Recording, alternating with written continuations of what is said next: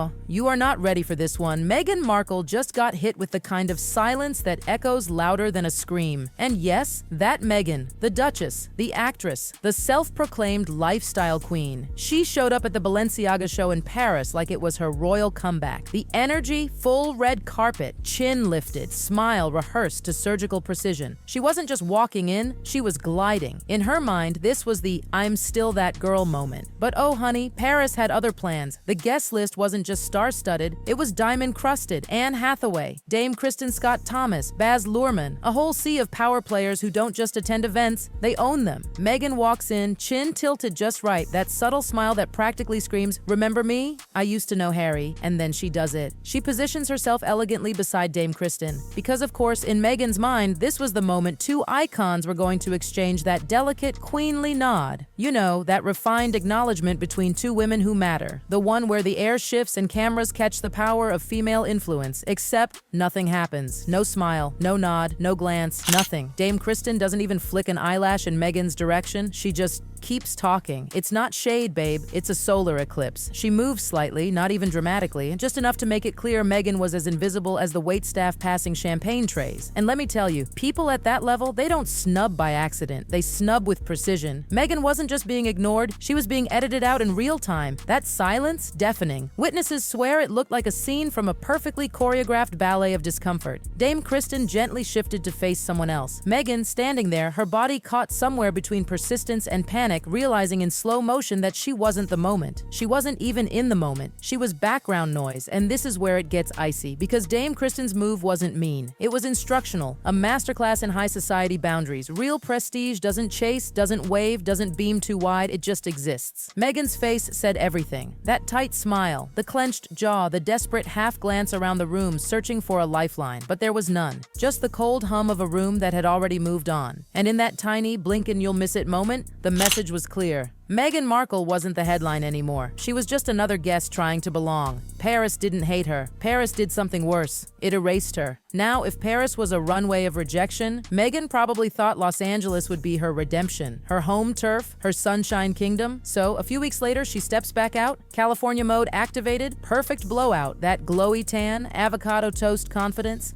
And instead of a high-fashion spectacle, this time it's an intimate vegan dinner at designer Kelly Wearstler's home. You know the type, where the napkins cost more than your rent and every single guest has a publicist lurking nearby. This was supposed to be her scene, except in walks Emma Grede. Yes, Emma Grede, the quiet storm, CEO of Good American, billion-dollar brain behind Skims, a woman who doesn't need to scream power, she radiates it. And the second she sits down, the room shifts, people lean in. Laughter gets louder, conversations bend toward her. She doesn't demand the spotlight follows, and Meghan notices. Oh, she definitely notices. So what does she do? She starts steering the conversation, trying to pull it back to herself, talking about her wine label, her foundation, her big speeches on female empowerment. The same rehearsed lines she's repeated like a mantra, but then it happens. Emma, mid-sentence, interrupts her. Not in a rude way, in that effortless dominance way powerful people have.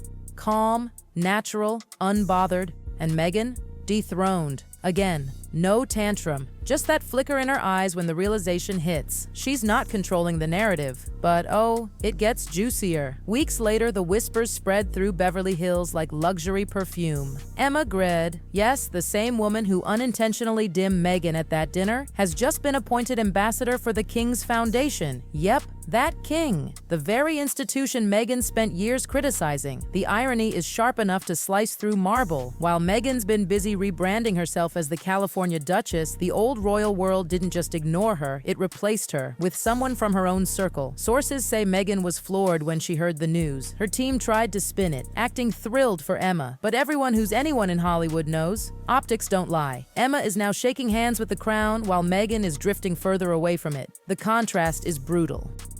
Emma doesn't need interviews, documentaries, or staged vulnerability. She just is. And in a world where relevance is everything, Meghan suddenly looks outdated. Paris ignored her. Hollywood outshone her. And the royal family? They moved on without saying her name. Behind the glossy photos and perfectly curated press releases, the Meghan Harry story isn't looking like a fairy tale anymore. It's starting to sound more like A strategy meeting. Sources whisper that Harry, the once wild royal rebel, has become a shadow in his own story. He spends his nights in Montecito scrolling through clips of Meghan being iced out in Paris, upstaged in LA. But here's the shocker. He isn't angry.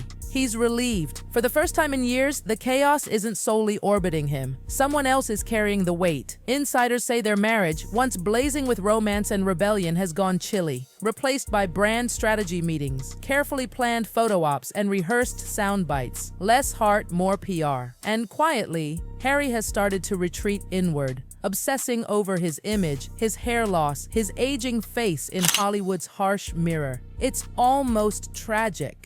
The man who once walked away from royal duties for love now lives in a world that feels like a never-ending performance, a role he can't escape. And Meghan?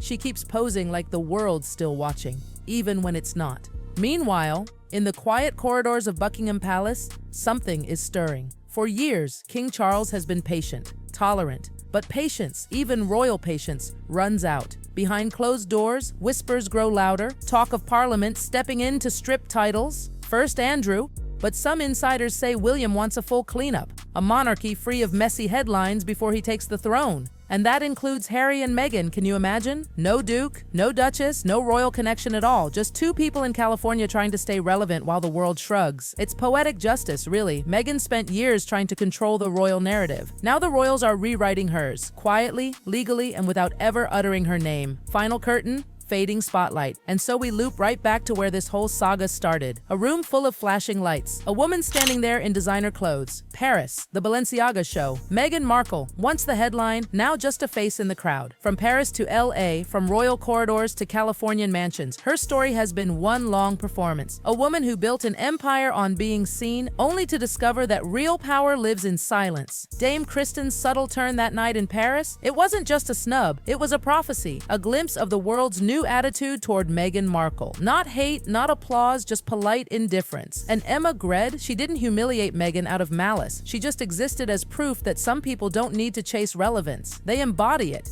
As for Harry, the fairy tale prince is caught somewhere between nostalgia and regret. Watching the woman who turned his world upside down slowly lose the one thing she built everything on: attention. Fame rarely ends with a crash. It fades quietly, slowly, until the spotlight swivels away. And that's the thing about fame, darling. It's fickle. One day, you're the headline. The next, you're invisible in a crowded room. Because the rooms Meghan walks into now, they don't pause anymore. The smiles don't turn. The air doesn't shift. She stands there, flawless, camera ready, and unseen. And in that silence, there's a message louder than any headline. Fashion fades. Fame fades. But real grace never has to announce itself.